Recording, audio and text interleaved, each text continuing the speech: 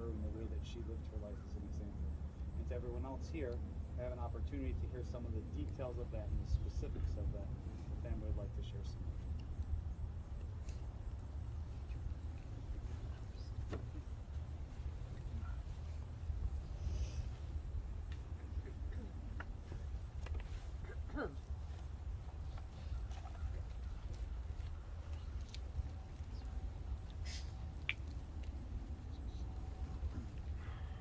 Thank you all so much for being here. This is hard. There, there is no one like my mom. I was so incredibly fortunate to have the absolute best mom that anyone could ever be blessed to have. It is impossible. It is impossible to sum up the wonderful life of my amazing mother in a few words, much less the impact that she has had on all of our lives. This is all the more the case when I'm so devastated by her loss that I can barely get through a sentence without speaking about her without crying. My mom was the most loving, caring, joyful, optimistic person that I've ever known. My earliest memories are of her taking care of and loving me, my wonderful father, and the rest of our family. From singing me to bed at night as a very young child, to supporting me through every aspect and challenge of my life, my amazing and wonderful mom has been there 24/7, 365, to comfort, support, inspire, and cheer me on. Some of my earliest and most fond memories of mom were her singing me to sleep each night. After all these years, I can remember her singing me Twinkle, Twinkle, Little Star and Hush, Little Baby in every detail, from the love in her voice, her comforting touch, and her soothing presence. Her singing me to sleep each night is so vividly present in my mind that I can close my eyes and relive those precious memories of 50 years ago like they were yesterday. Indeed, it's hard. Indeed, from my earliest days, my mom has given me a lifetime of wonderful, tender, comforting memories that I will never forget. No matter what were the troubles of my early childhood day, I so look forward to Mom lying in bed with me and singing my troubles away.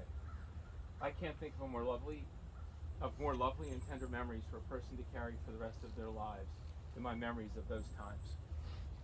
The highlight of my days in early elementary school was coming home and seeing my mom waiting on the driveway for the bus. She would clap her hands, then open her arms wide, and I would run to her and receive her loving embrace and an "I love you." At times of stress, I have thought of this love and security to this day. And thank you, Mom. Love you too. I wish so badly I could have done you right now. My mom looked at my brother and sister, Jean and Laura, as her own children.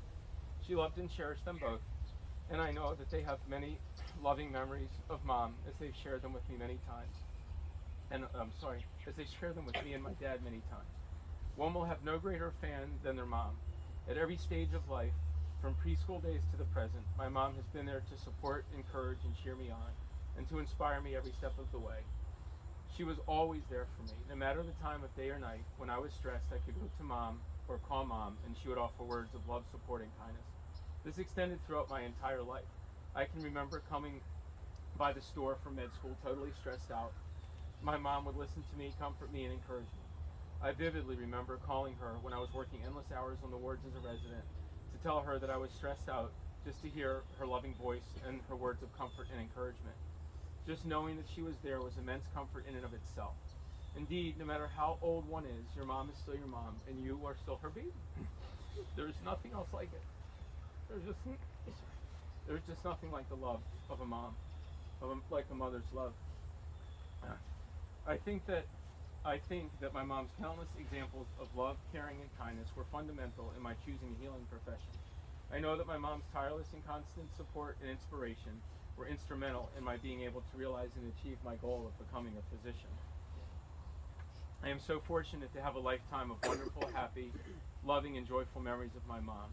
From her adorable quirks, like laughing hysterically and uncontrollably at something funny when she had so much as a quarter glass of wine, she always did that, to her comforting all of us during times of stress and sadness. I have a boundless library of beautiful memories to think back on finally. There was no better wife than my mom. I think it's safe to say that in this age of divorce, that a marriage like that of my parents is rare in years alone, and is indeed extraordinary in the depth and love that they had for each other for nearly 60 years that they were together. I can think I think that my beautiful wife summed up their relationship best on the invitation card to their 50th anniversary party. On that invitation was a wonderful photo of my parents together with the caption, "A Golden Love Affair." I am saddened beyond words that there will be no 60th anniversary party, which would have been just 2 years from now. I have quite literally never seen a love like that between my parents.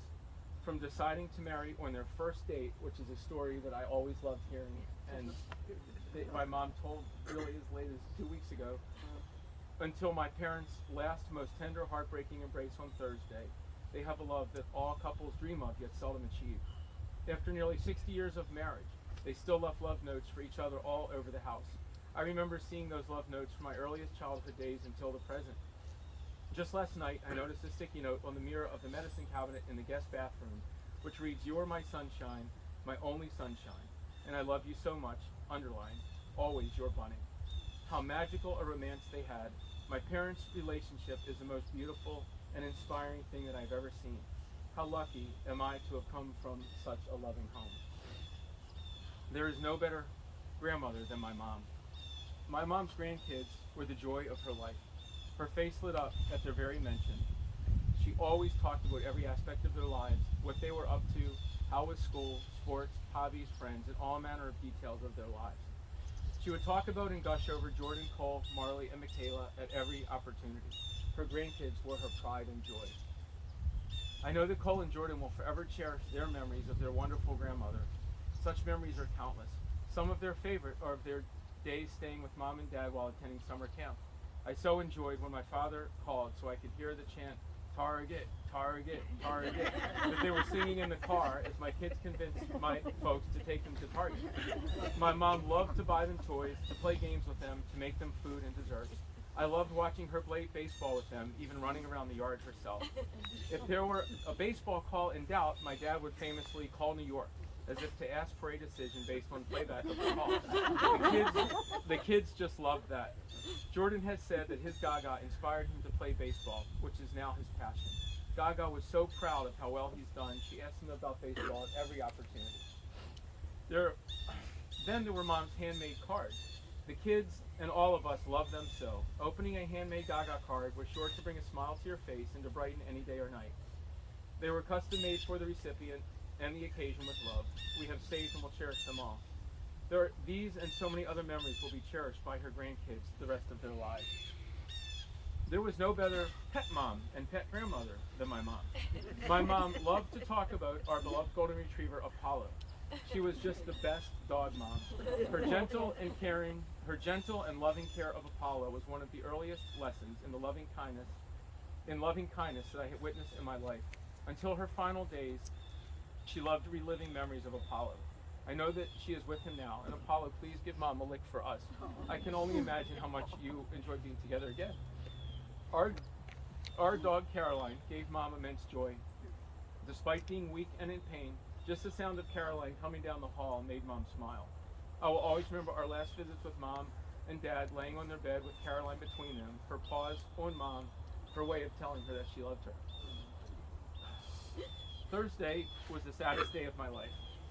We all sat around Mom, held her hand, told her that we loved her, thanked her for every aspect of her wonderful life and how she touched us all, recalled fond memories, and told stories that we knew that she would enjoy. As we hugged and held Mom, as she took her last breath, I could not help but to reflect on the circle of life that I could so well remember my Mom holding me and singing me to bed each night, and here I was holding her hand, embracing her, and kissing her forehead as she gently, comfortably, and lovingly slipped away. The depth of my sadness, the deepness of my sense of loss, and the magnitude and sheer heartbreak that I feel and felt is so far beyond words that I cannot articulate, that I will not even try. Of course, we all reminded each other constantly when Mom passed, these are not the emotions that Mom would want us to feel. She was a perpetual optimist. She always saw the sunny side, the good side, and put a positive spin on everything. Mom would want us to be happy and loving as we celebrate her amazing life. And while I strive to do so, it is so hard because I miss her so much. She would even say that she is not gone, that indeed she is here with all of us today and forever. I know this because she asked me to read the following poem at her funeral. Do not stand at my grave and weep. I am not there, I do not sleep. I am 1,000 winds that blow. I am the diamond glints on snow. I am the sun on ripened grain. I am the gentle autumn rain. When you awaken in the morning's hush, I am the swift, uplifting rush of quiet birds in circled flight. I am the soft stars that shine at night. Do not stand at my grave and cry. I am not there, I did not die. I will do my best to live up to your wishes, Mom. It's impossible to not stand at your grave and weep, for I love you so much. I miss you so deeply that I can barely speak. I will try, Mom, to continue to make you proud, to remember your loving kindness, to celebrate your life, to keep you alive in our memories and in those of our children and grandchildren, to live up to your ideals of caring, kindness, and love. You will always be my mom, and I will always be your baby. Thank you so much for a lifetime of joy and comfort. I love you, Mom, now and always. You're my inspiration. I love you. There's no one like my mom.